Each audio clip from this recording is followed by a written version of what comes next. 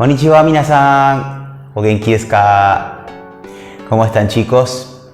Hoy vamos a hablar acerca de la partícula ga. Como sabrás, la partícula ga es una de las más complejas, puesto que en muchas ocasiones se confunde con la partícula wa, siendo que ga marca el sujeto de la oración y wa marca el tema de esta, pero en muchos casos el sujeto de una oración se entrecruza con el tema, por lo tanto la distinción es bastante compleja. Y una de las dudas más grandes que vas a tener como estudiante de japonés es cuándo utilizas ga y cuándo debes utilizar wa. Quiero que tengas en cuenta un punto muy importante antes de empezar con la explicación que quiero comentarte hoy. Y este es que cuando utilizamos la partícula wa, como bien dice la teoría, estamos haciendo énfasis en el tema de la oración, o sea, acerca de lo que está hablando esa oración. Por ejemplo, cuando digo Tanaka estudia inglés en la universidad. Si estuviste viendo los videos anteriores, sabrás que la oración nos va a quedar como Tanaka-san wa daigaku de eigo o manabimasu. En este caso, el énfasis está puesto en Tanaka, que es el tema de la oración. Ahora bien, probemos hacer la oración con ga, la cual nos quedará Tanaka-san ga daigaku de eigo o manabimasu. En este caso, el énfasis no va a estar puesto en Tanaka, sino en el verbo. Por lo tanto, cuando usamos wa, haremos énfasis en el tema. Y cuando utilicemos ga, estaremos haciendo énfasis en el verbo.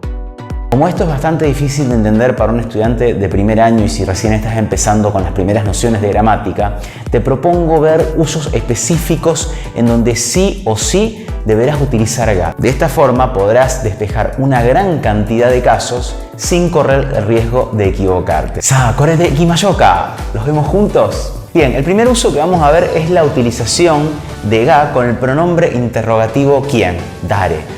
Cuando hagas una pregunta con el pronombre interrogativo dare, siempre deberás utilizar ga. ¿Por qué? Porque estamos preguntando por un sujeto, por quien hace una acción justamente. Por ejemplo, cuando hago una pregunta como ¿quién estudia coreano en la universidad? ¿Dare ga daigaku de Kankoku go o benkyou shimasu ka? Y la respuesta, a su vez, deberá ser contestada con la partícula ga. Tanaka-san ga daigaku de Kankoku go o benkyou shimasu. El segundo uso que vamos a ver es la utilización de ga con los verbos aru e iru. Existen determinados verbos en japonés que siempre utilizan ga como regla general. Hoy vamos a ver dos de los más importantes, que son iru y aru. Como sabrás, iru y aru comparten tres significados en español, los cuales son tener, haber y estar. Cuando formes oraciones, lo que hay o lo que se posee deberá siempre ir marcado con ga. Por ejemplo, si quisiera hacer una oración como hay un conejo en el parque, koen ni usagi ga imasu. O por ejemplo, si quisiera hacer una oración como yo tengo un conejo blanco, watashi wa shiroi usagi ga imasu. Fíjate que tanto lo que hay como lo que se posee ha sido marcado con la partícula ga. Hai, tsugi ikimashou. Vayamos al siguiente uso. Este tercer uso tiene que ver con el uso de la partícula ga en la oración subordinada. Una oración subordinada es una estructura gramatical compuesta por dos oraciones, en la cual una es la principal y la otra es secundaria. En estos casos deberás saber que el elemento de la oración principal siempre irá marcado con wa por ser justamente un tema, y el elemento que está en la oración secundaria irá marcado con ga por ser un sujeto. Por ejemplo, en una oración como el manga que yo compré en Japón es caro. Watashi ga Nihon de katta manga wa takai desu. Observa que el elemento principal de la oración, el manga, fue marcado con la partícula wa y el elemento secundario, yo, fue marcado con la partícula ga. También utilizaremos ga con adjetivos japoneses que denotan una situación que nos influye o nos afecta. Por ejemplo, el adjetivo kawaii, que denota algo a lo cual le tenemos miedo, o el adjetivo tsukina, que va a denotar lo que nos gusta. Tanto el elemento al cual le tenemos miedo como el elemento que nos gusta irá marcado con ga. Vamos a hacer un ejemplo en japonés. Por ejemplo, si yo quisiera decir yo le tengo miedo a los hospitales, watashi wa byouin ga kawaii desu. O si no, si quisiera decir a mí me gustan las matemáticas, watashi wa sugaku ga suki desu. En mi caso es totalmente mentira. Muy bien, otro uso importante en donde debes utilizar ga tiene que ver con partes inherentes a un determinado elemento. Por ejemplo, cuando hablamos de las distintas partes del cuerpo humano. Si yo quisiera formar oraciones como me duele la cabeza, me duele el pie, me duele la garganta o me duele el estómago.